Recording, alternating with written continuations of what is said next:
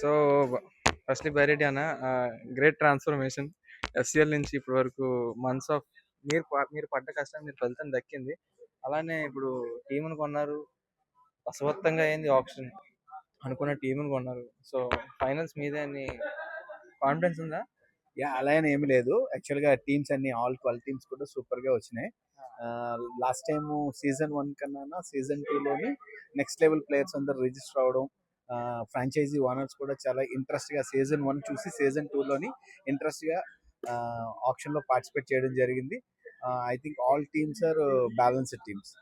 So I mean ఇక్కడ జరిగిన option బట్టి మీరు అనుకున్న టీం అయితే మీరు 100% మేము ఏదైతే అనుకున్నామో ఒక టీమ్ స్ట్రాటజీగా ఈ పలానా టీం తీసుకుందామని అనుకున్నామో ఆ టీం అయితే మాకు 100% వచ్చిందని అనుకుంటున్నాము. బట్ రిమైనింగ్ టీమ్స్ కూడా అలానే స్ట్రాంగ్ గా ఉన్నాయి. Winning losing grounds on ground ఎవరైతే ఎఫర్ట్స్ పెడతారో వాళ్ళకే ఇది అవుతుంది. చూద్దాం ఎవరు గెలుస్తారు అనేది. So how excited you are to play under lights again? యాక్చువల్గా అండర్ లైట్స్ విశాఖపట్నంలోని టెన్నిస్ బాల్ క్రికెట్ అనేది అండర్ లైట్స్ లోని అసలు ఇంపాసిబుల్. బట్ మన భార్గవ్ అండ్ కరణ్ వీళ్ళిద్దరూ సపోర్ట్ తోని ఈ పోర్ట్ గ్రౌండ్ లోని ఫెడ్ లైట్స్ అనేవి రావడం జరిగింది. మేము ఎప్పుడు ఎక్స్పెక్ట్ చేయలేదు అండర్ లైట్స్ లోని క్రికెట్ ఆడతామని చెప్పేసి, అంత మంచి పెద్ద టోర్నమెంట్స్ ఆడతామని చెప్పేసి.